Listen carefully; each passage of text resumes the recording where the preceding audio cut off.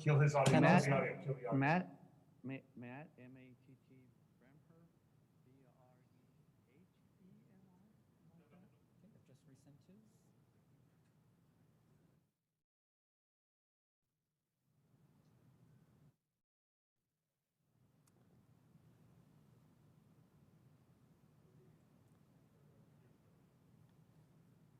Recording in progress. Good afternoon and welcome to the June 7th, 2021 Governing Board Study Session of the Pima Community College District. We have one item on our agenda today, which is the discussion on our downtown campus hotel properties, looking at development options. This is a hybrid meeting,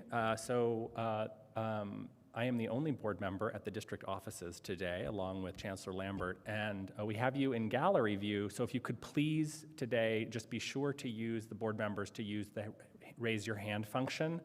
Otherwise, I absolutely won't be able to recognize you because of the format that we are in. It's a little difficult for me to see you all, and because there's multiple people on the call, I'm not even sure I have the full collection of everybody presenting today.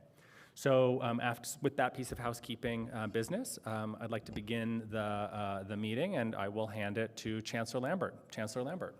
Yes, good afternoon, Mr. Chair. Board Member Garcia, hi. Board Member Ripley, hi. Board Member Gonzalez, hi. Board Member Hay, Dr. Hay, hello. Good to see all of you in virtual space.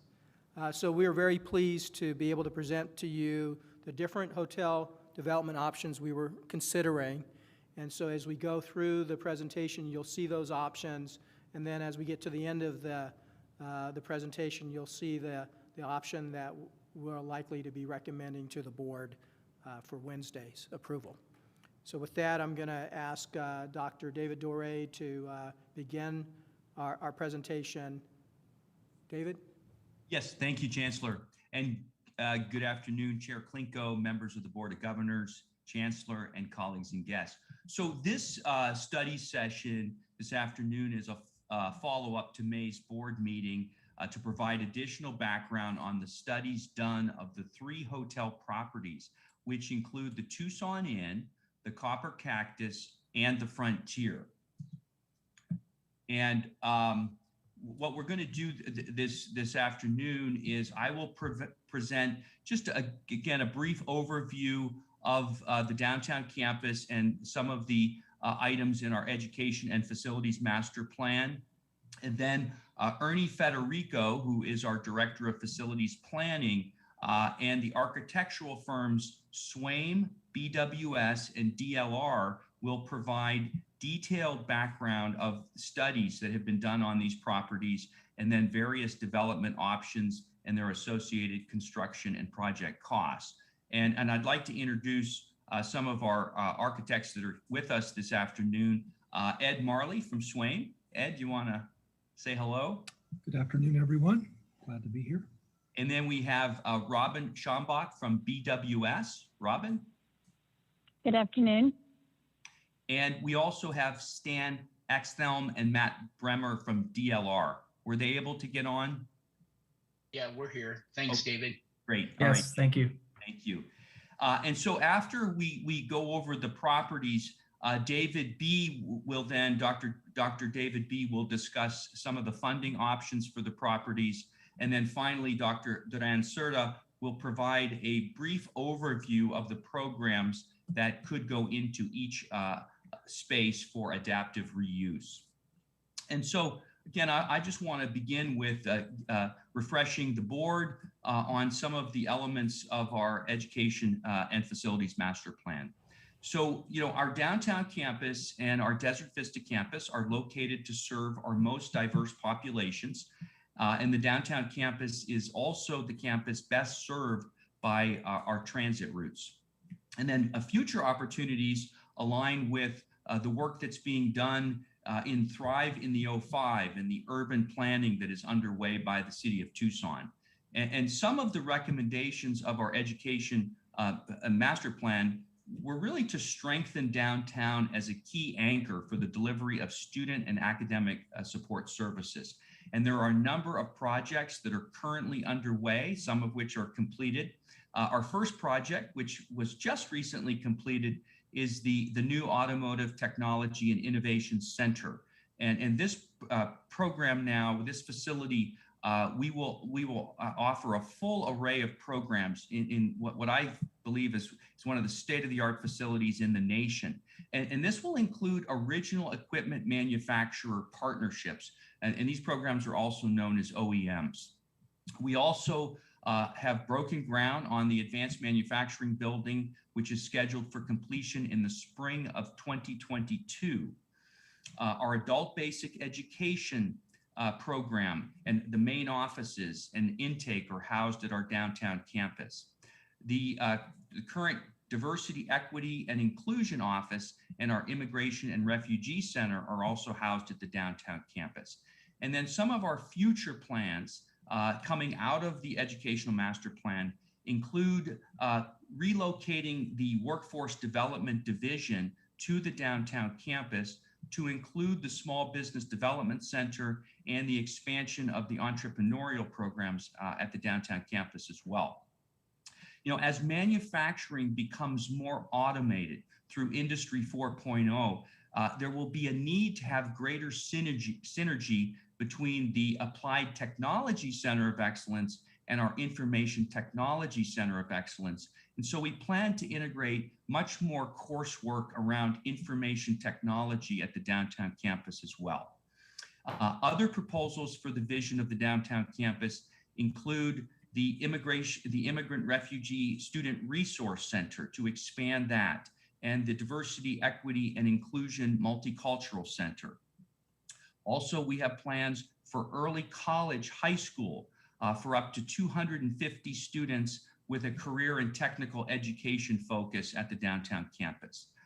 Other plans include a consolidated student enrollment center at the downtown campus, and then also the potential of co-locating with the Pima County One Stop. We're also exploring relocating some of the district office departments to the downtown campus as well.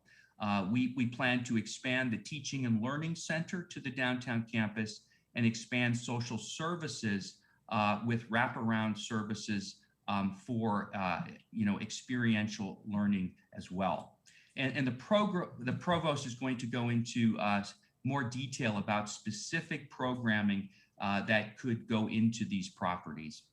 And so with that overview, I now want to turn it over to Ernie Federico to walk the board through the number of possible options for these properties. So I'll turn it over to you, Ernie. Thank you, David. As David says, I am Ernie Federico, Director of Facilities Planning here at Pima College. I will be giving you a brief overview of the hotel properties and the process that facilities went through in evaluating the properties. This led to having several consultants perform building assessments, studies, and reports of the 3 hotel buildings or properties. In addition, I will present some development options at the end of the slides and some associated costs. So in September of 2017, Pima College purchased the Tucson Inn, and several months after that, we hired Swaim & Associates to provide us with a complete building assessment of the Tucson Inn. And as Dr. Dory mentioned, we have Ed Marley here from Swaim & Associates to provide input and to answer some questions. So in July of 2018, Swaim provided a comprehensive building assessment of the Tucson Inn, which included a structural, mechanical, electrical assessment, and provided overall building condition information. We won't get into the details of these reports. My understanding is that reports are available to the board members or have been available to the board members. And I will just summarize the general results. In general, the front-facing buildings, which we consider the lobby and the dining areas of the Tucson Inn, were described as damaged but restorable condition. The back-facing buildings, which was a 2-story mechanical building and the two-story hotel area building were described as damaged and considered unsafe to occupy and have been condemned by the city of Tucson. In addition, the building electrical mechanical systems were deficient and will require major upgrades to meet current Tucson building codes. And just a general note here, the preservation of the Tucson Inn sign is moving forward, and PCC is working with the city of Tucson to restore the sign. And David, I don't know if you want to add a little bit more. We've been working with is it the Thrive in 05 or the grant, some grant dollars to try and restore the Yes, sign? that's correct. So for the board, we are working with the Department of Housing. This is a HUD planning grant that has funds available for beautification. And so we are moving forward with the restoration of the Tucson Inn sign. And as Ernie will present, under any option, we plan to maintain the Tucson Inn sign and to restore that sign. That's correct. And the college has some additional dollars to support the restoration sign also. So that summarizes the general overall report of the Swaim building assessment. And I kind of would like to add request Ed Marley now to come in and add anything, correct anything, or just any additional input he would like to include on the report. Thank you, Ernie. Members of the board, thanks for this opportunity. I really don't have a lot to add. As Ernie indicated in the summary of our report, the buildings to the back half are really in very, very poor condition. Even the initial construction was unreinforced masonry. There's just a lot of issues that make it substandard to any of today's relevant codes. So really nothing more to add. I think the front building, the little diner in there, does offer some exciting opportunities for repurposing and redevelopment. So I think there is that part that can be salvaged. But I'm available to answer any questions that anyone may have. Thank you. All right, thank you, Ed.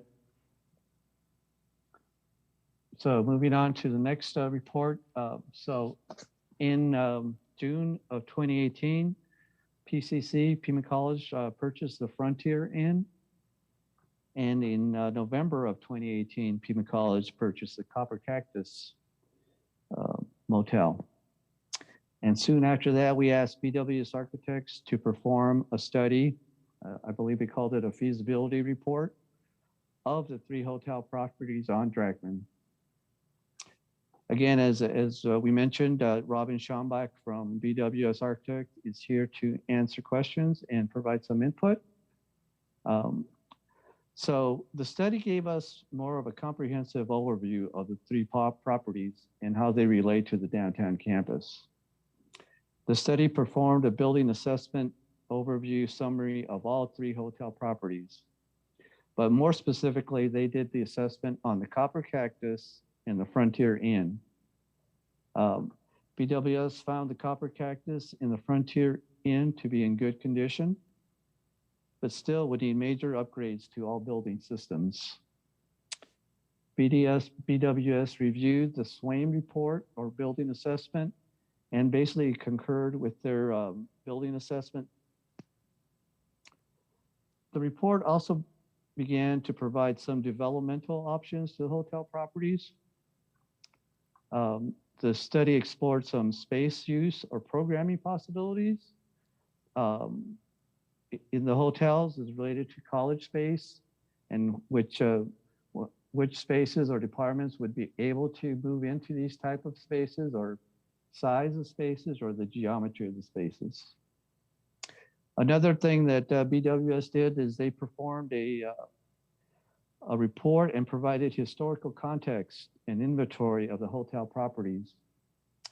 And in their report, there are appendixes which have some historic context and historic information on these hotel properties. I believe Dolores is going to touch base at the end here on some of those programming findings, some programming possibilities. So she's up, I think she's at the end of the discussion here. And that basically summarizes the BWS report. So I'm going to bring in Robin now and see what she would like to add anything, correct me, or anything else she would like to add. No, thank you, Ernie, for the opportunity. There's nothing more that I feel like we need to add at this time. But again, as Ed said, I'm happy to answer specific questions or clarify any of the points in the feasibility study. Maybe it's important to note that in that report, we specifically don't have a recommendation. We offer just options of a range of things that Pima Community College could see how that fit best with the missions and goals of the college. And Thank you, Ernie. I would add, and thank you, Robin, based upon discussions that Dr. Duran Cerda and myself had with Robin, we did make some adjustments because of structural walls and so forth for what would be the best adaptive reuse, and Dr. Duran Cerda will articulate that. But thank you, Robin, for bringing some of those issues to our attention. And again, You're certainly the welcome. report is, it's pretty extensive, so I would recommend everybody to read it and review the report, the same as the SWAIM report, for more information. So then PCC asked the DLR group in January of 2021 to provide an additional study to assess the properties and develop several overall concept design possibilities. DLR group are the architects for that designed the automotive building and the advanced manufacturing building. And we felt that they had a good feel for the campus and the campus administration and could give us some good or some overall concept designs or plans that would start to include the campus as a whole or develop the campus as a whole. So again, Matt Bremer and Stan Axum are here from DLR to answer questions and provide input. So DLR reviewed the previous reports and assessments done by SWAIM and BWS, and also performed their own assessments of the hotel properties. Their assessments of the 3 hotels were consistent with the previous building assessments. I don't think they had any big changes or additions to those assessments. They did provide the same type of review, kind of building overall assessment and assessment of the mechanical, electrical, and other building systems. And again, I believe the report's available for everybody to review. DLR did provide some updated construction cost estimates for the restoration of the hotel properties, as well as some updated construction costs for all the other options that we're going to present. So DLR also started to explore how the new construction could fit into the downtown campus site and began to show concept designs that would become the development options that are being presented. So that summarizes their report, and I would like to add Stan or Matt to jump in and add anything.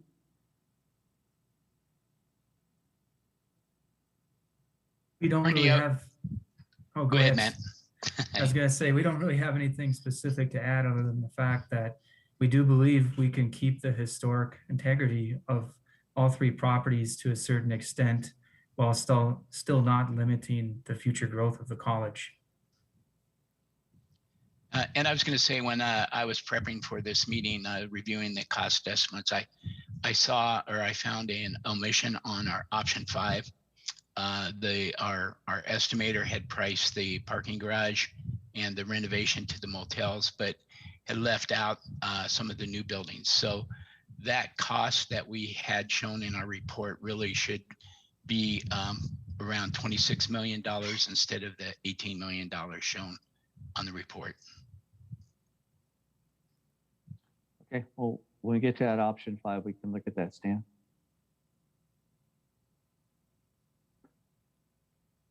So moving on to the site options developed by DLR. So here's kind of an overall slide showing all 5 options that we looked at. So we're going to start with option number 1. can go to the next slide.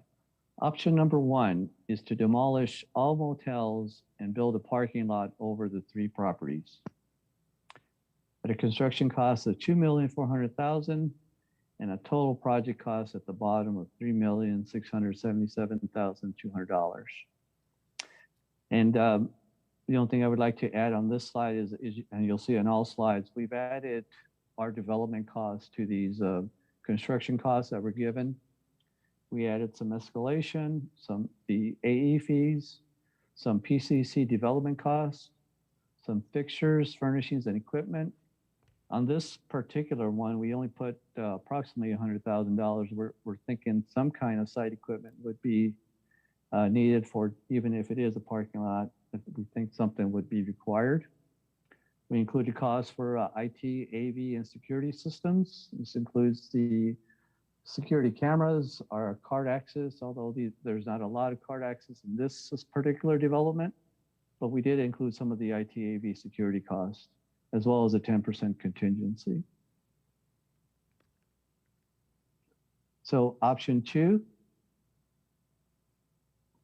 Option 2 is to renovate and restore all 3 motel properties, including the 2-story portion of the Tucson Inn, as you see highlighted here in this slide,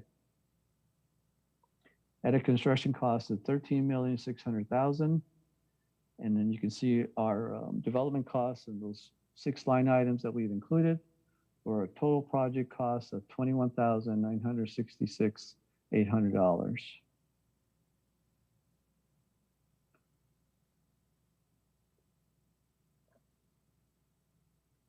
Moving on to option 3. Option 3 is to restore the Frontier Inn, the Copper Cactus, restore the front of the Tucson Inn, and we would consider that lobby cafe area and the sign the front end of the Tucson Inn. We would demolish the back half, the 2-story portion of the Tucson Inn, and build a parking lot at that location. Again, the construction costs are at $8,300,000 and total project cost at $14,583,865. Ernie, just to be clear for the board, this, when you're using the term restore, in this case, this is adaptive reuse, correct? Correct. There'd be some renovation to the interior of those hotels, specific to some of the programming that we intend to do, like the just using the diner and lobby area. I think we do some renovation in there specific to whatever program, or the culinary program, or the hotel restaurant management program.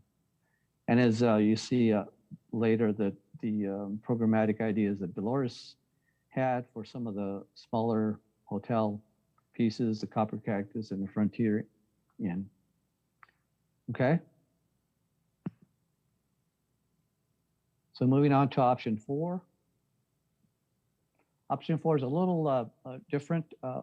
We just call them other options. And in these, we had developed, or DLR developed, an overall top end kind of a large scale building, 3-story academic building to this option. And that's the top end you see at the right.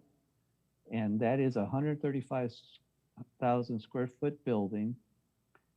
It would include the restoration, and adaptive reuse of the front piece of the Tucson Inn, the Copper Cactus, and the Frontier Inn. And it would include a new building of 135,000 square foot.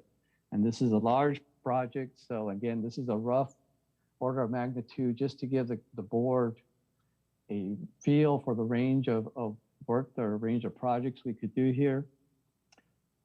Is not, so, and then we have the top end, which is 135,000 square foot building. And then we have kind of we call it the entry level building, which is a 40,000 square foot building. And just to compare The two costs, project total costs for the 40,000 square foot building would be approximately $38 million. And for the large academic building, 3-story building, we would be looking at $93 million. So again, these development options were just to give a range of what is possible within these other development options.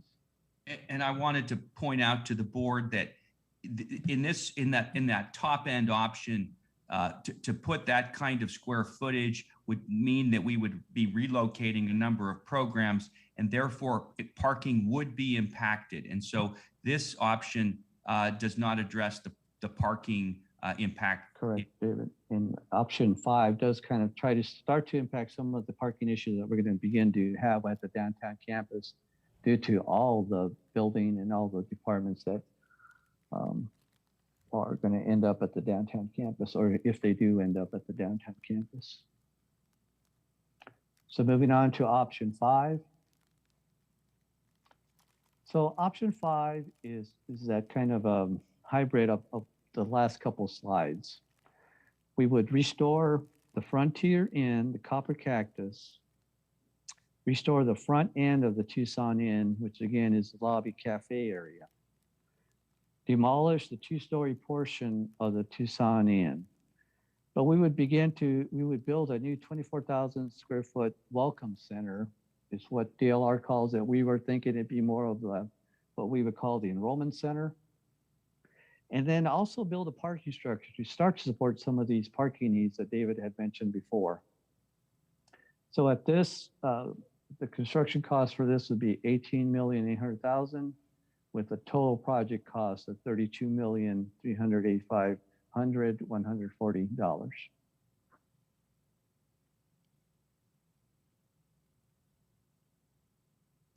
So those are the 5 options that DLR has developed in coordination with the facilities. Again, they're options. I mean, there's a lot of different combinations or possibilities of these options. So just keep that in mind. And moving forward, I believe the chancellor has a recommendation, but I think the next slide is for Dolores. David? The next slide is actually going to be for Dr. Oh, I'm sorry. Yes. Yes. So next, Dr. B. Thank you so much, Ernie, and I'm sure we'll come back to questions Sure. as we're getting ready to wrap up the presentation. So Dr. David B. will now present some funding options. Good afternoon, Chairperson Klinko, members of the board, Chancellor Lambert, guests and colleagues. So I have a high-level summary of how we would finance or fund these the potential projects that we're talking about, sort of to give you the range of what kind of an impact it would have and what sort of different approaches are more plausible than others. So it's set up, this slide is set up to talk first about external funding sources. These would be, in my opinion, the less reliable sources. And also those that would be less likely to provide the complete funding necessary to do the projects. But let's go through some of them. So local redevelopment funds, as Dr. Dore mentioned, this is a project that is a Thrive in the 05.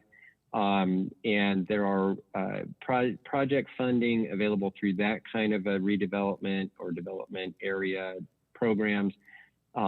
Similarly, the county has some workforce development related program funds that may be available, but we would be talking about, very small proportions of these projects. We will continue to explore any opportunities we have to offset costs, but those are probably the smaller value that we would be looking at. State and federal appropriations, if we have projects that are either attractive or appealing to the state. Recall that the aviation program received appropriations of $15 million from the state a couple of years ago. There are certain programs that are desirable from the state standpoint that they would support. And then from the federal government, particularly when the infrastructure bill starts moving, there's possibility that there may be funding available to do some of this, some of the work that we're talking about through federal funds. I'm going to skip the next one, which is gifts. Well, I'll talk about gifts now. So gifts, obviously, as we build it and it becomes attractive as a hub of local activity and workforce development, I think that there's more and more potential to have partnerships and or gift opportunities where we have philanthropists and or business that may want to share in some of the costs. So as we have been doing, we'll continue to explore those kinds of opportunities. And then lastly, there are historic preservation funds, tax credits available that it's a little bit more complicated than if we renovate a historic building that we would then just fill out a piece of paper and get tax credit value for that. It doesn't work that way.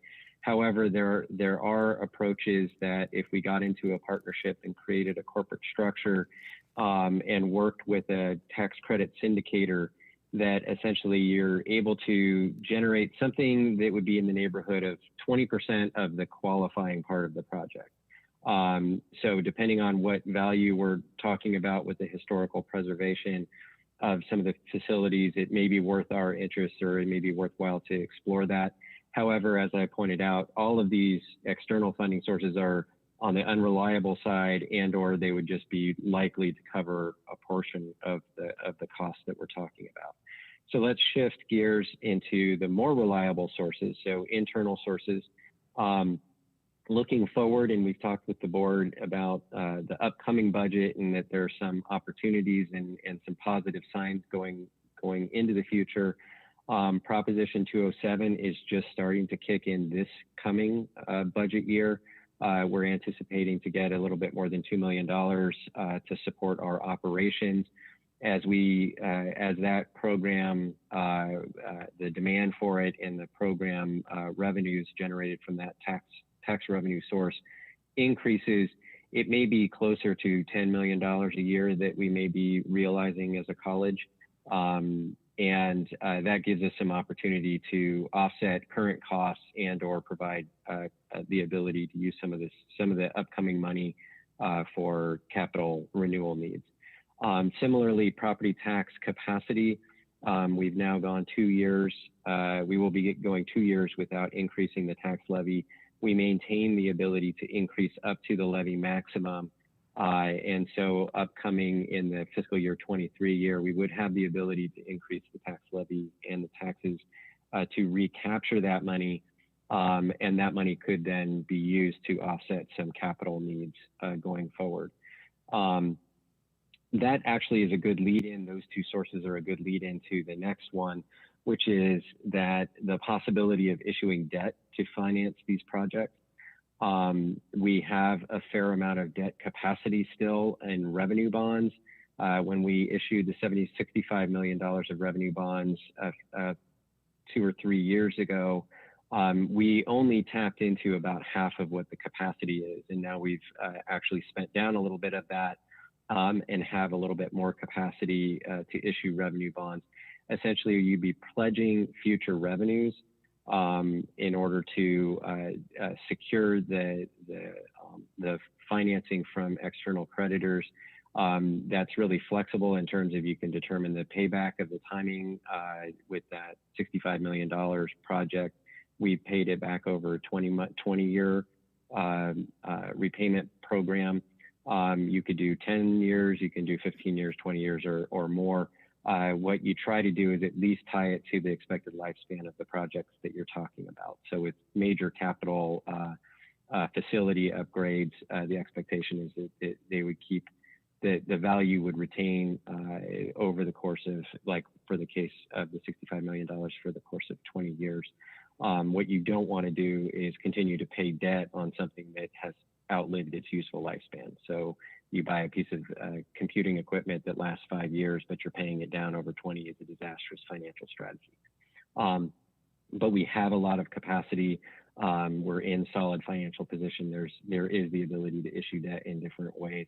And then lastly, and this is the preferred way to approach things since we issued the revenue bonds and going forward, and we've talked with the board recently about this, and this is what the chart is on the right-hand side, is that as we've reduced our budget as a result of expenditure limitation in our budget planning, we have been generating surplus balances each year.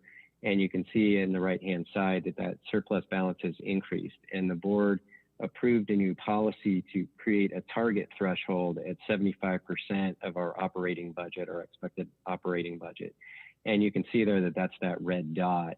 And because it's not a big slide, I'll just summarize it for you. The difference between what we're projecting our reserve balance to be at the end of the year and what that red dot is about $66 million. Now, when you take out our already obligated amounts, so we already have identified the Allied Health Building at West Campus, and we already have approved the capital budget plan or proposed and tentatively approved the capital budget plan for fiscal year 23. What you can say is that from a reserve standpoint, after all of that flows through, and there's a timing to all of this, but as it flows through, what I can safely say is that there's probably about $10 to $15 million that would be in the reserve above our target threshold that would be available for these kinds of projects. So that's the quick and dirty. I know that was a lot of information, and happy to answer any questions as the conversation goes through and we talk through the different scenarios. Thank you, Dr. B. And finally, Dr. Dranzera is going. David, can I just jump in here? I just wanted to correct that option number 5 for Stan's comment previously. So option number 5, Stan, if I understand you correctly, would be, can you give me what you think that cost would be? So the construction cost would be 26 to 27 million instead of the 18. All right, just wanted to clarify that, David. Sorry. Okay, and we would need to correct that then for the board. So we'd add about another 9 million on there, Stan, the total. I haven't gone through all the various percentage increases, but that sounds about right. Okay, thank you. Thanks again, David. Sorry about that. Yeah, thank you, Ernie. Duly noted. And with that, I'm going to turn it over to Dr. Dranzera. Thank you, Dr. Dure. Good afternoon, Chair Klinko, members of the board, Chancellor Lambert, colleagues and guests. So I will be presenting the potential programmatic recommendations. So these recommendations are based on conversations that the Vice Provost, Dr. Lamada Mitchell, and I had with our deans and our executive directors. So as Dr. Dure and Ernie stated, that these options are in line with the downtown campus's role as a community hub, as outlined in the Education and Facilities Master Plan. And it's also demonstrated by the Thrive and the 05 partnership. So let's take a look at the image here that you can see, and we'll start on the right side where you see where it says Diner, Culinary, and Hospitality. So we are thinking, and our recommendation is to use this diner cafe supported by the Culinary and Hospitality program. Now, the back side, this is a little more, we've found it difficult and challenging in finding a use for it. There is a possibility of partnering with the United Way or a hotel chain or company where we could use it as either hotel rooms, or a possibility could be also office spaces, but there are very small spaces. But definitely the first part, the front part for a cafe diner supported by our Culinary and Hospitality program.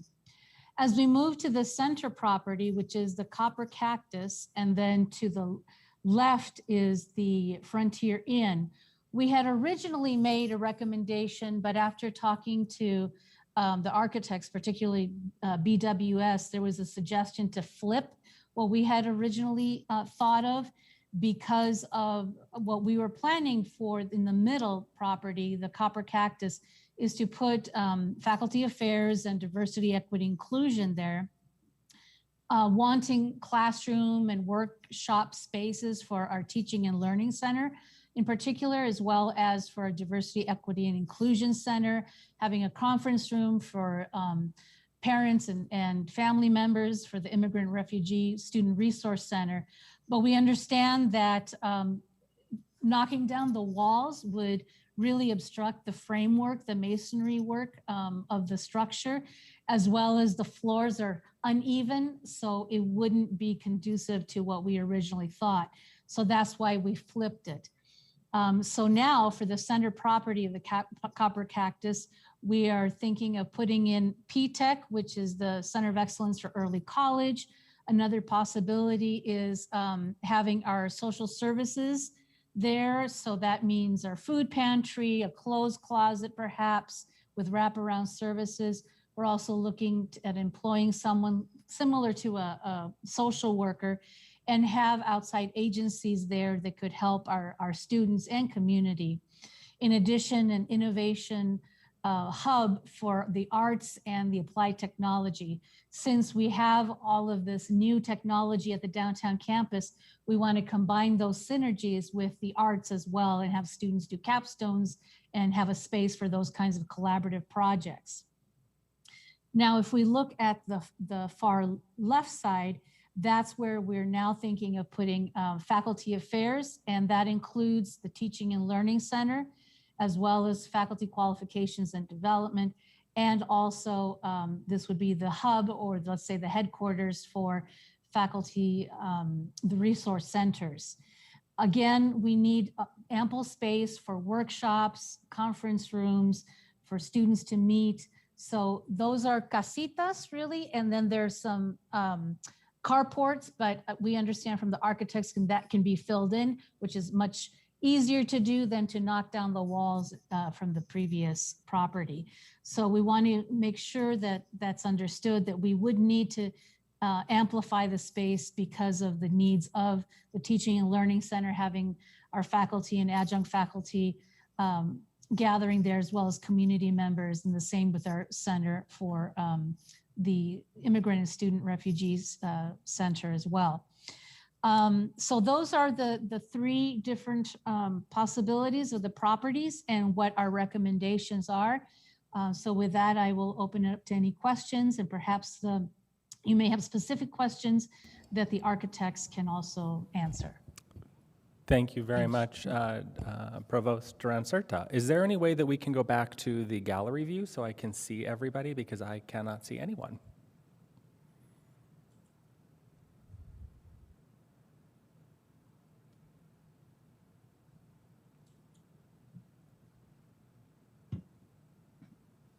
I see myself twice. My twin. Okay, I can now see the everyone on the call.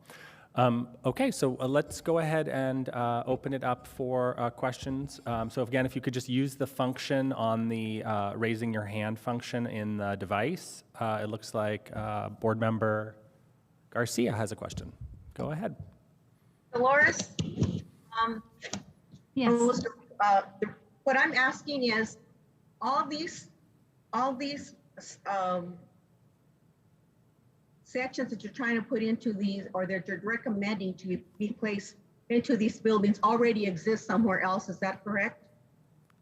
So that, yes, Board Member Garcia. So for example, the Teaching and Learning Center right now is located in Faculty Affairs and Development. They are located at the West Campus, but there really isn't enough room to have these collaborative experiences with faculty and adjunct faculty and community members. As you know, when we bring in faculty for professional development opportunities, bringing in speakers or sharing ideas amongst themselves, they need ample room and space to collaborate. And so where it's located right now, it's very difficult to do, and it's not their own space. We'd have to borrow a space or a classroom, let's say. The same with the Diversity, Equity, Inclusion Center. So that's located at the downtown campus, but the Immigrant Refugee Student Resource Center is in a little office, a former faculty office. That's where it is. And so when families come and want to have some private space to discuss about their children and their prospects at the college, they need some private space, a conference room. And so we'd like to develop that. And again, Diversity, Equity, Inclusion brings in several speakers, and they collaborate very much so with the the Teaching and Learning Center, and so they need large open spaces to work and to have these workshops. Then, yes. I'm sorry, but you know, I have a real issue with this, mainly because what I'm looking at is we already have so much excess space throughout all the different campuses. And so you're telling me that there's not enough room, yet when I looked at those properties, and if we're talking about renovating them, we're not increasing that much more. Yes, you may have little houses that you put people in, but it's, I mean, you know what? I couldn't even live in one of those little homes by myself. I just don't get it. You know, I don't see how it can be cooperative. You know, to me, when you have a setting, you know, that has, you know, people are intermingling and talking, it's a lot bigger space than what we have keeping the hotels the way they are at this point in time. It just can't be. I'm not stupid. I wasn't born yesterday. You know, and that's, I mean, this just doesn't make any sense to me at all. Okay, thank you very much, Ms. Enrollment being down as much as it is. No, Okay, these are good questions to pose, and these are recommendations. It's up to you, the board, to discuss and to decide and look at the various options. We did talk to all of the deans, and some deans felt that the structures were not conducive to their needs, and so these were the ones that were interested in the possibility of having that space, because the space that their particular programs are in are very small or not conducive to collaboration. But yeah, so that's our background with it. But I understand what you mean. And for the architects, my question is, were these the only options? I mean, on every single one, with the exception of one, the only thing you gave us was renovating the Cactus and the Frontier. Were those not considered to be demolished? Not just for the, you know, for the parking lot, you know, because anyway, you know, I'm just a little bit frustrated right now. I'm looking at what I'm seeing here, and, you know, a plan, you know, it's to me, it appears to be taxpayer wasted dollars, building something that we don't really need. We don't have the enrollment, you know, $26 million, you know, on some items. The spaces are not adequate in many cases. It's already housed in someplace else. Then we have excess space throughout, you know, the area. I just don't.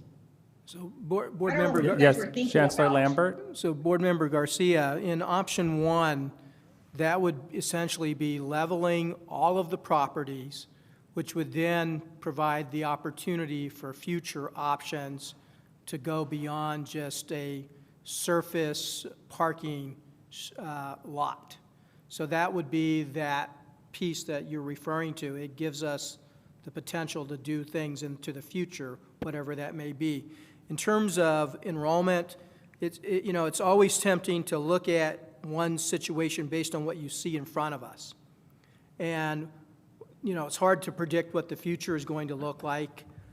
But what we're seeing with some of the work that we've done with the Center of Excellence for IT, enrollments are picking up and growing.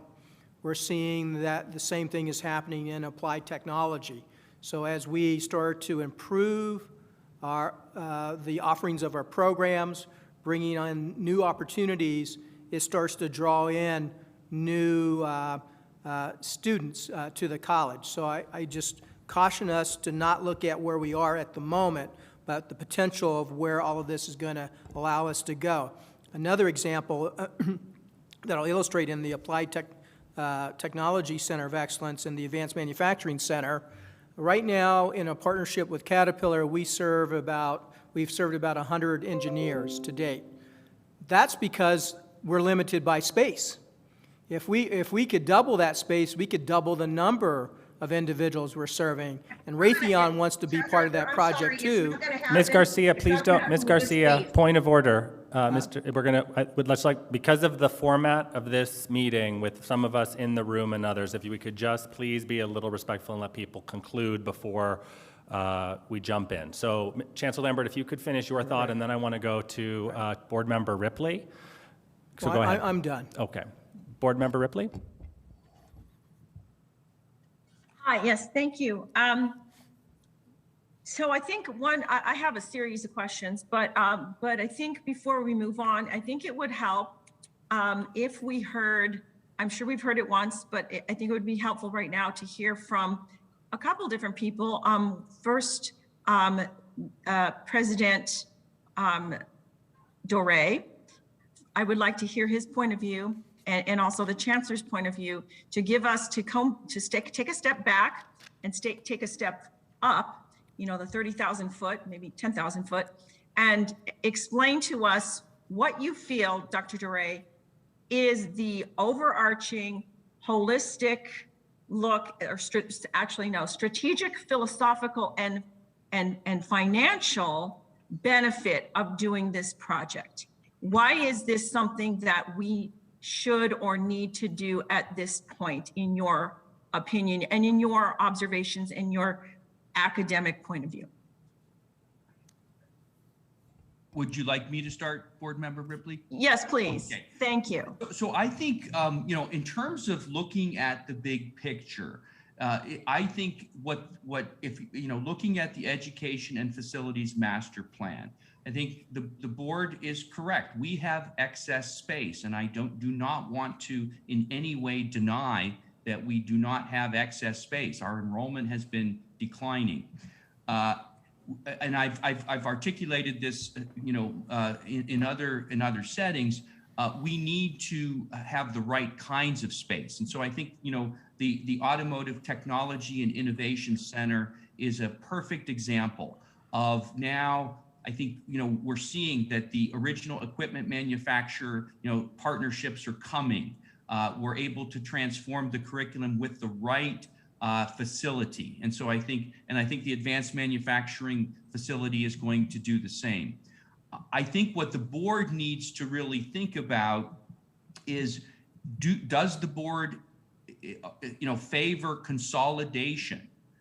Because I think to invest in the downtown campus is a commitment to begin to move programs from other campuses into the downtown campus.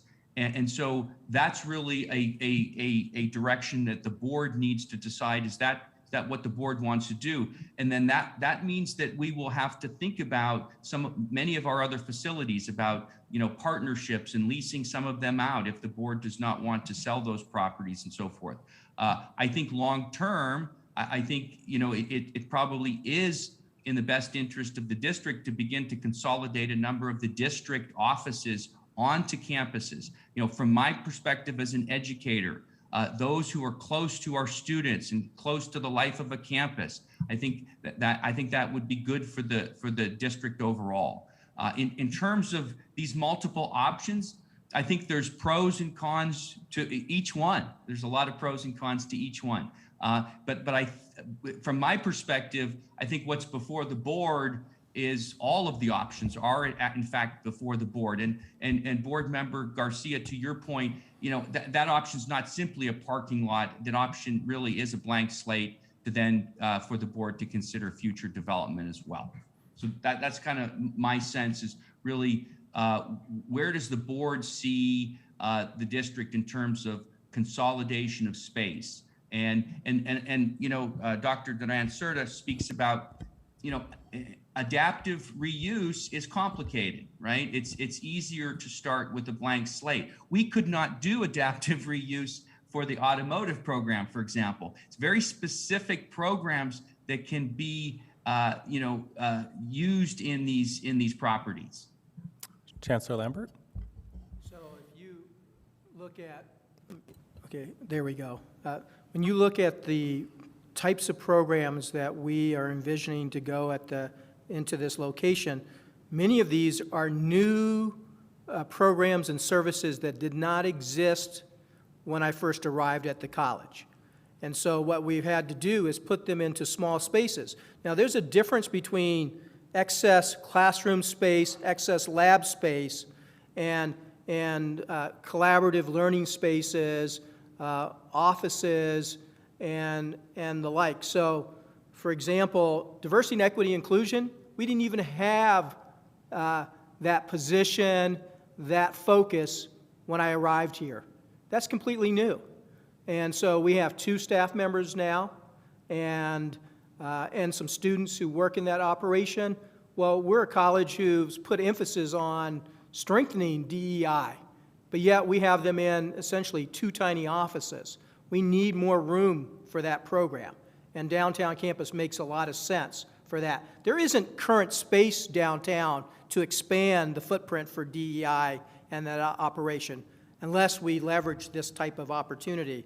You look at the Immigration Refugee Center, that did not exist when I arrived here. That is a whole new piece and opportunity that I think will grow over time as we provide the space and the like for that. Food pantries, we weren't doing food pantries when I first arrived at Pima. In fact, food pantries is something that started to evolve and take on a new level of significance and importance throughout the country.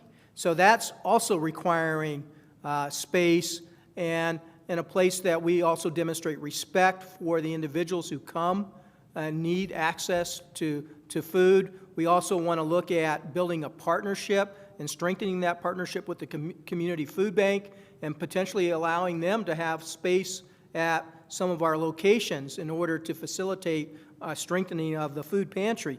P-TECH, we've been talking to IBM about offering a P-TECH program, but we don't have a place to put it. This provides us the opportunity now to provide access. And by the way, the downtown campus is more ideally situated vis-a-vis all the other schools that would feed into the P-TECH program. And so this is a STEM-oriented program in partnership with IBM. And so I'm just giving you some examples of new things that we brought into the district that did not exist. We need more adequate, sufficient places to locate them. Even though we are sitting on excess, it's not the right space and the right locations for these. And these hotel properties provide us the excellent opportunity to address some of these needs. Board Member Ripley? Thank you. I have some other questions later about P-TECH and the IT building, but one more question just to stay on this thought. What is the benefit to us, to Pima Community College, to keep intact or somewhat intact in these options, these motels? Other than it's cool and it's, culturally, I guess, significant, even though it is off the beaten path. Why do we care about doing that? Can anyone just answer that? Chancellor Lambert? First and foremost, we are Pima Community College. We are a college that was established by this community to serve the needs of this community. This community has made many investments over the decades into different parts of the city. And as a result of that, Pima has demonstrated a history of making a commitment to take existing properties and renovating and adaptively reusing those properties. Downtown campus is a showcase for that commitment. So the Roosevelt Building, I believe we're coming up on the 100th anniversary of the Roosevelt Building. We took that building, we renovated it and adaptively reused it. We took the old post office, which is where our library is.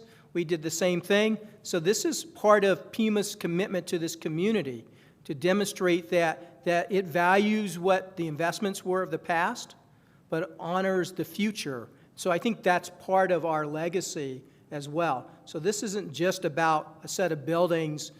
This is bigger than that. It's about reflecting the college's commitment to all facets of our community. And so I want us not to lose sight of that as well. And downtown is the perfect place to continue to demonstrate our commitment and legacy. Yeah, thank you. I appreciate that. But specifically, what is the historic value of these motels? Just for everybody's.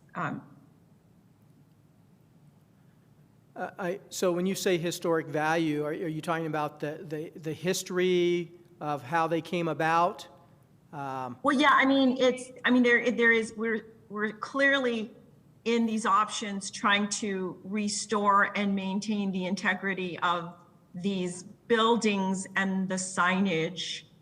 So I'm just asking, what is the historic significance of them for us to, really want to spend the money to preserve them? Well, part of it is think about the history of Tucson and how Tucson evolved over the decades, and the Miracle Mile being an important part of that evolution and the commitment and growth of the community. So we're helping to restore that and showing how you can take history and combine it with future forward focus and using buildings as a way to illustrate that, but also leveraging those buildings. Remember, resources went into creating those buildings. And so our ability to leverage what's already there, but do it in a way that's very innovative for our needs of today. So we're actually building off of past investments, not only financially, but also historically, and to demonstrate that as part of what the college's commitment is to the community. Chancellor Lambert, could you just talk a little bit about the Thrive in the 05 initiative and how this fits into that sort of broader community-wide effort? So another important piece is when the board agreed to purchase additional properties and start to make the investments downtown, that caught the attention of the city.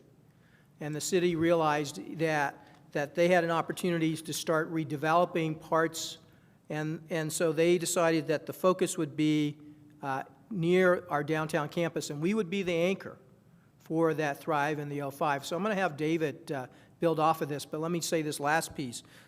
Once the board had agreed to acquire these hotel properties, we also received letters of support for the college to, and this goes back to the community piece, to restore and adaptively reuse these properties. So this has value to the community as demonstrated by that. So David, why don't you build off of the Thrive in the 05 piece?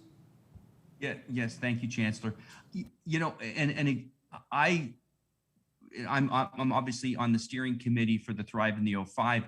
One of the things in terms of stewardship that I believe that by purchasing the properties, I think that the board are good stewards in the sense that I envision, based upon the activity that the city is investing in this area, that these properties will increase in value over time.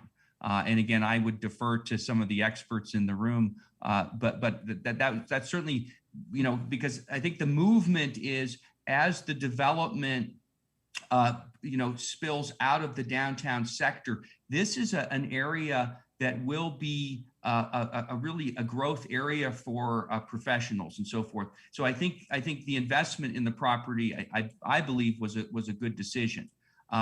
Likewise, and I would defer to the architects on this, if in fact, as I said, adaptive reuse is for specific programs. And it seems to me that the question would be, can we adaptively reuse these properties at a lower cost than to tear down and build new? And I would defer to the architects or to Ernie on that. But my sense would be that particularly what Dr. Drancerta has in mind, that it would be less expensive to adapt these to use rather than tear down and build. But again, Ernie, I don't know if you have any comments on that. Yeah, I was just going to say maybe we can go through each one of our architects and have them put in some input here. From the facility standpoint, we're trying to provide information. We're trying to provide data to give the board and everybody enough information to make a good decision moving forward. And we have, there can be lots of options. I mean, and once there's some decision, there'll probably be some refinement of some kind of direction. So with that said, I guess I'm going to move it forward why don't we go ahead and start with Ed, and then we'll go to Robin, and then with the DLR. Chairman Klinko, members of the board, thank you. since I only worked on the evaluation of the Tucson Inn, I'll speak specifically to that.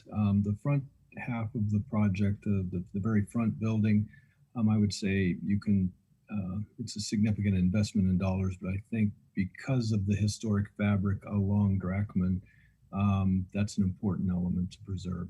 The two-story buildings to the back, the old rooms, those were in such poor condition, and really with a very low floor-to-floor height, unreinforced masonry, structural issues in the floor framing between the two floors. It would be more economical to demolish that aspect of that part of the project and build something new. It's just, there's no way around it. It's just those are very small spaces and there's very few uses that could be adaptively inserted into that part of the structure. So I would say, without a doubt, replacing those buildings on the south side would be more economical with new construction.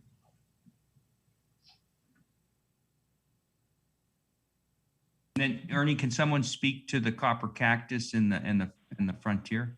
Yeah, Robin, can you put in some input here? Certainly. Give us some. Yeah, thank you.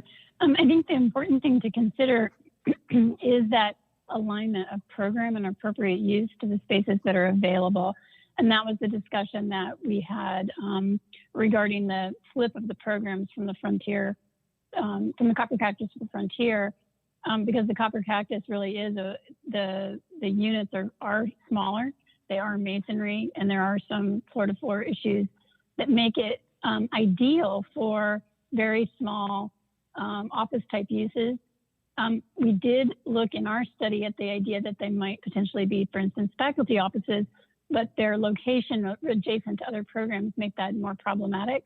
So they're really ideally suited for things that are engaged in community outreach because of their access to the frontage on Drachman and their ability to be multi-entry.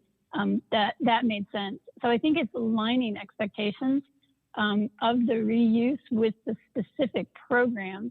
And because some of the programs that are being entertained are centers or smaller functions that could have synergy co-located.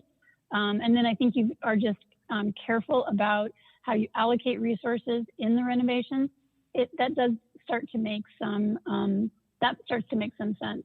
If we were trying to, if you were trying to align it with, say, for instance, more typical classroom space, it makes less sense because the relationship of that programmatic space to what's existing, that existing fabric is less directly aligned.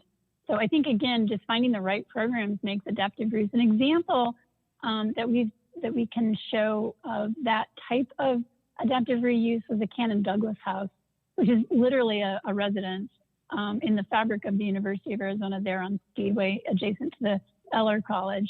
The university identified a specific small focused center that happened to fit in that program space, and they were able to renovate that space for a reasonable investment of resources and has been functioning for the last 10 years within the campus fabric. So it's really important to know how you're trying to align programs to the physical fabric of what's there. Does that answer the question?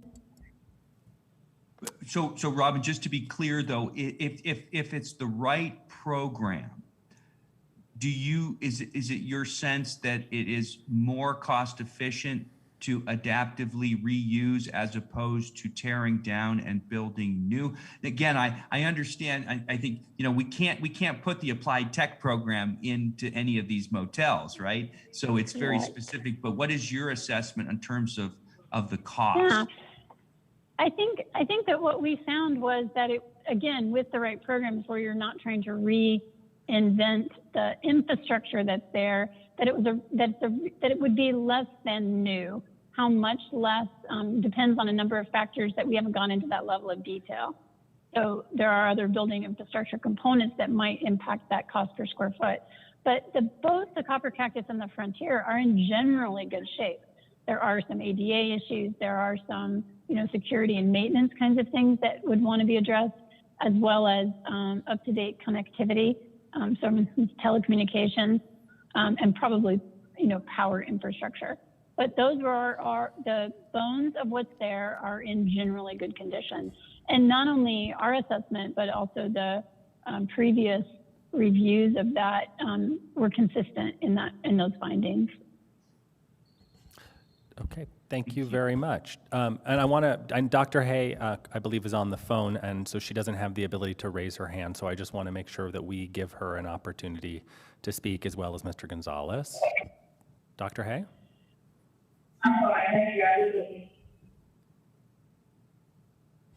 Could you repeat that? I'm sorry, I'm just looking at the question. Okay. Mr. Gonzalez?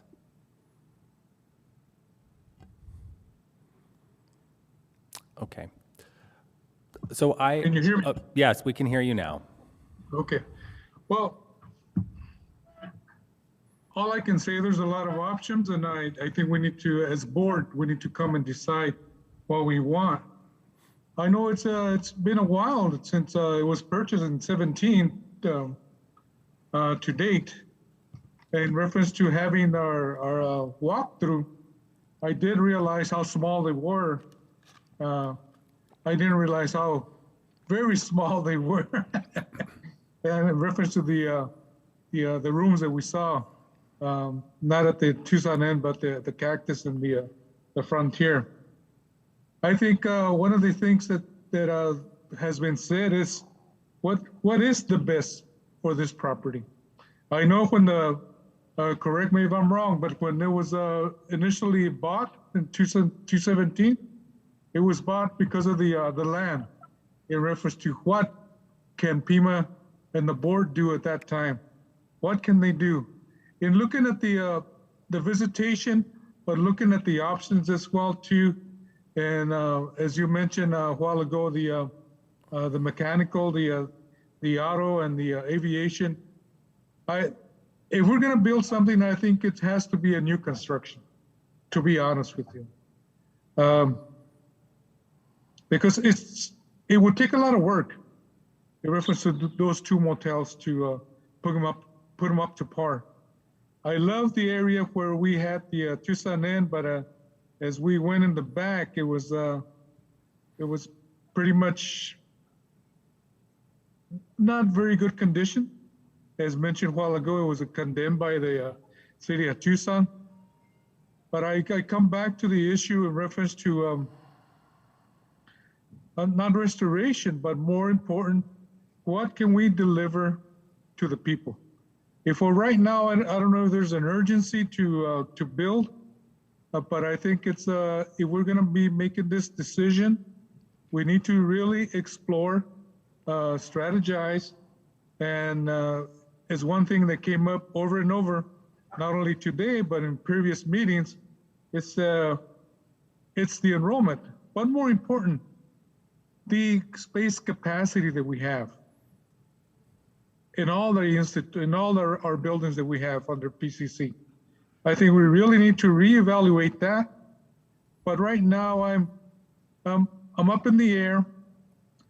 But in looking at what was presented and what was discussed in the previous meeting as well too, and after the walkthrough, I really feel that we need to do, if we're going to build something, it has to be new construction.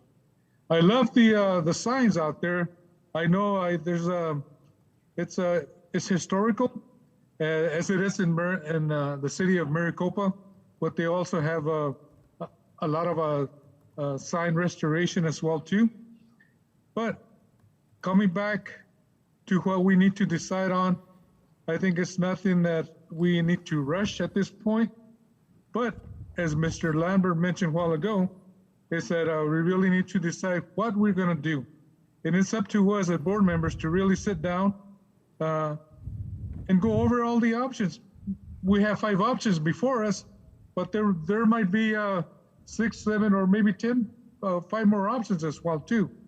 But we need to look at all sides, all angles, in reference to what is it going to be more cost effective, cost efficient, in reference to utilizing the taxpayers' money with with new buildings and new programs and new facilities as well too. And that's what I'm asking right now. We need to look at all levels, but more important, what is it going to be more cost effective and cost efficient as well too? Thank you. Board Member Ripley. Yes, thanks everyone for all the work that was put into all of this. It's a big project. And I guess my last question is to Dr. B, and that is, what would be the timeline on this, or what is your projected timeline on when we would want to start this project if it gets approved? And also, will the, for instance, the Allied Health Center, would we break ground on that before we actually started this project? So I'm just kind of getting the timeline in my head. Just a real quick answer on that. I would say that we're talking about running a bunch of these projects concurrently. So the idea is that we would ramp this up and get it going and look at something like a 2-year time frame for completion. On this isn't talking about the examples that are building the big buildings, because obviously that would add another year plus on top of it. But in terms of the renovation type stuff or the parking lot type ideas, the basic stuff, we'd be talking about starting it up very soon and then doing it over the course of the next 24 months. And that would start at the same time as the Allied Health Center of Excellence? I mean, where they are in terms of construction versus architecture versus, they're all going to be slightly different, but that there would be components of it that would be running concurrently for there would be a lot of overlap. Okay, thank you. Ms. Garcia. Okay, my question is the cost. I looked at the different, the different cost factors, and and I'm going to go back to this, and I'm really sorry, but we don't have enough money to pay the faculty any more money. We wanted the expenditure limitations to be changed. I think recently we voted for $1.1 million for a 2% raise for the faculty members. But yet we're planning on spending all this money, or proposing to spend all this money on something that perhaps is not really needed. Again, I agree that maybe later on in the future, it could be, we could consider an enrollment increase. But in my own view, I guess I just don't think that there are some programs, Chancellor Lambert, I'm going to tell you that I think the automotive, the applied technology programs, the allied health are all really good programs. But we really need to invest in enrollment and recruitment. Number one, we're not going to get there unless we do that. So I just don't feel that, I would ask my board members to please reconsider the funding and how these programs are going to be done. And is this really a good use? Is this really the time to do this? And I'll end with that. Thank you. And thank you for the great job that you guys did in the presentation. The architects, thank you so much. You did a good job. I appreciate it. Thank you, Ms. Garcia. Dr. B, could you just talk a little bit about, I know you touched on this earlier, but could you just talk a little bit very briefly about our funding formula and the distinction between funds available for operational use and funds available for capital improvements? Yeah, particularly in the prior years with expenditure limitation, we'll talk about pre-481. This is a different conversation, because having debt service and having issued debt to pay for the buildings is not, it's not an exchange for operations. It's outside of expenditure limitation. Going forward, I think the thing for the board to think about is the use of one-time funds versus ongoing funds, and then the balance maintaining appropriate educational and support space for our staff, along with the resources that are our staff. And what I mean by that is, if you issue debt in the future, so just to give like a ballpark, if you issue debt for $32 million, and roughly, I'm going to give you ballpark numbers. It's not going to be exactly like this, but $32 million over 20 years, you're talking about $2+ million of debt service a year. That would be using $2 million of money that could be used for staff. Spending down reserve balance is a little bit different because you've got the money in the bank, you're reinvesting, and we've built up that sort of reserve policy to think about, we have this money built up. That money can't on an ongoing basis keep supporting staff and faculty costs, but on a one-time basis, it is a good use to reinvest into the capital infrastructure. So it's why I keep sort of pushing towards the reserves are a good use for that reinvestment money. That said, if we were to do some of the bigger projects, if the board said, hey, we really do need to have the 135,000 square foot facility, what I would say is reserves aren't going to get you there. We'll need to issue some debt to do that, and we'll leverage our good financial situation to do that. So we have tools, we have flexibility. Reinvesting in the capital is a little different than spending on operations, but there is a little bit of a trade-off and a balance between those two. Okay, thank you. Dr. Hay. Yes, can you hear me okay? We can, yes, thank you. Great. Dr. Duray, you have mentioned, and I know I've seen the spreadsheets about the excess space, which is always a challenge for all colleges and universities about how to optimize space. If we move forward with this project, in your long range in the master plan, how do we actually unload the space that's not optimized for the current content plan? So how do we unload some of this extra space? Is there a plan for that? Well, I think what we're looking at is, multiple options, but what the chancellor has certainly directed myself is to begin to look at partnerships and lease options. So, I think the NAU partnership is a good example where they're utilizing a lot of our square footage at the West Campus, and we would be looking at more of those partnerships to utilize these underutilized classrooms. And I think, that's the point that we have when we say excess space. That's what we have, that traditional classroom. That's where we have excess space. And so those would be the things that we would be looking at in terms of the long range plan. That's why, as I spoke, it really is looking at, consolidating more of these face-to-face services at the downtown campus, which in the long range makes perfect sense. And, just one comment about the aesthetic of the campus. I do have to say, whoever thought of reusing the Roosevelt School, I think that was a good decision because that has become the historical anchor of that campus. And for those of you who've been on the campus, as we're building, and I think DLR is very sensitive to that, we're building these new structures, we're creating new quads that really center around that Roosevelt building. So just wanted to mention that as well. Dr. Hay? Yes, if I can just follow up.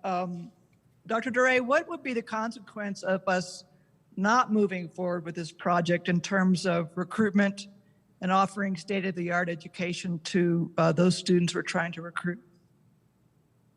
I think, and I think the chancellor spoke to this. I think what the provost is proposing are programs that in many instances are not really, they're not sufficiently served in terms of facility space. And so what we're talking about, I think, is particularly around some of these services that we would be providing for students.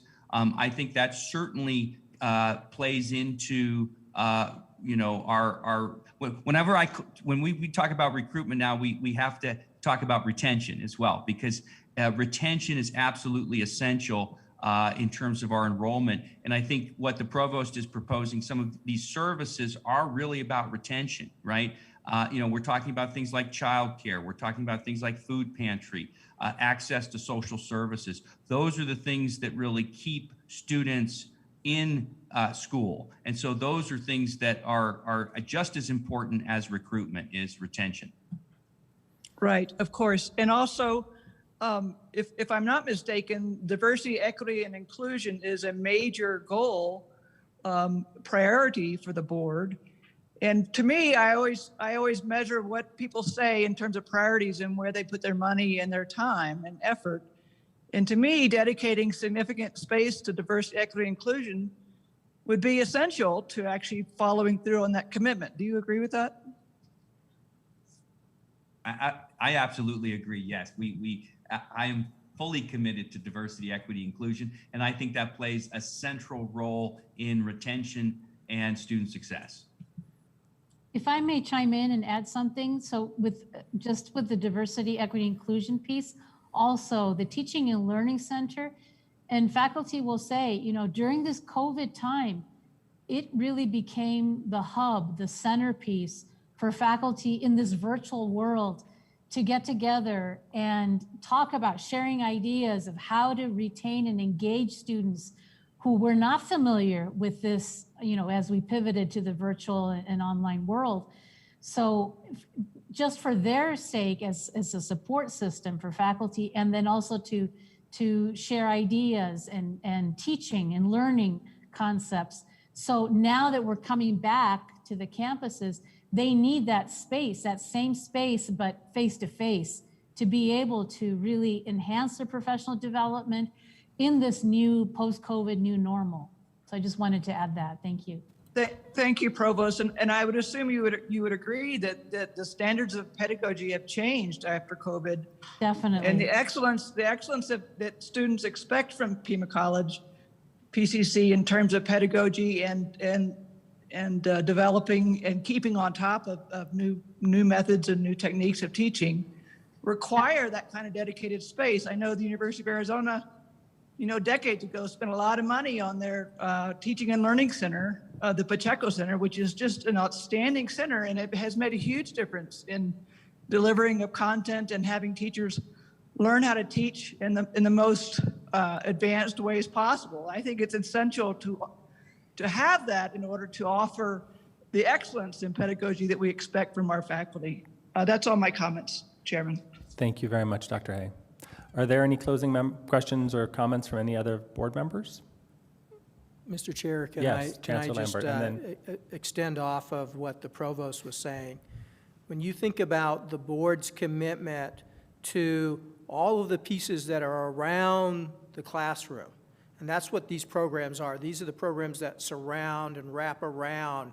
And that piece, just closing on the Teaching and Learning Center, that did not exist just a few short years ago.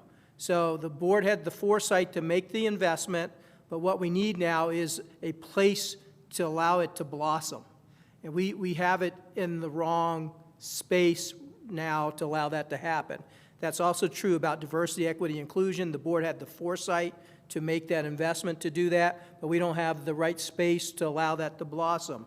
The Immigrant and Refugee Center is another example of that. The food pantries. Social services are going to grow in significance. Mental health is increasing, and our ability to support the mental health of our students are going to become critical. So having these opportunities and having the space for that and to allow for growth and partnerships are going to be essential to our success, not only from attracting students, but just as important is the retention of their students, and ultimately those two equaling the success of our students and our community.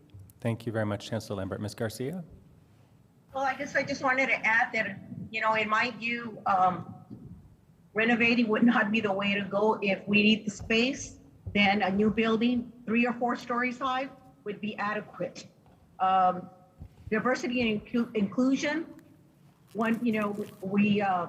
this administration or this leadership has had a lot of focus on workforce training, but we haven't done very much to discuss about transitioning to the university. We want diversity and equity. our kids have to graduate and get bachelor's degrees and master's degree as well, not just work skills training. Okay. So are there any other comments from the board? Okay. I'm just going to close really with an acknowledgement. I want to really acknowledge Chancellor Lambert and Dr. Doré and our provost, Dolores Rancerta, for really bringing forward, I think, an innovative, cutting-edge strategy for these resources and how they align both with the institutional priorities, but also with our community priorities. The City of Tucson, for a decade, has continued to focus on this area, and as the Chancellor noted earlier, has continued to identify Pima Community College as an anchor for that redevelopment. Another key aspect of that redevelopment was the cultural resources that are listed on the National Register of Historic Places. When the board, I have the privilege of being here when we made the decision to purchase these properties, and the board provided very clear direction at the time that we were looking for adaptive reuse because of the way that these adaptive reuse and reuse of these buildings and finding viable programs to fit into them were consistent with the community's articulation of priority. The Thrive in the 05 and the letters that Chancellor Lambert referred to earlier came from the city councilor, Karen Ulick, and then her predecessor, Paul Durham. They came from the City of Tucson Planning, all encouraging an active approach to adaptive reuse to enhance the identity and unique qualities of this area. I'm excited that not only can we take advantage of these, but we can take these important programs that are in desperate need of investment in space and really allow them to flourish. I hope that these buildings can really serve into the future as incubator spaces for these types of programs and types of initiatives that have that outward-facing approach. And I think when you think about the need for indoor-outdoor spaces to leverage these gardens and these courtyards and to really create these dynamic environments that have become very clear with COVID, how important that connection to space really is. I think it's a winning formula, and I'm looking forward to the formal recommendation of Chancellor Lambert at the Wednesday meeting. So with that, we're adjourned. Thank you.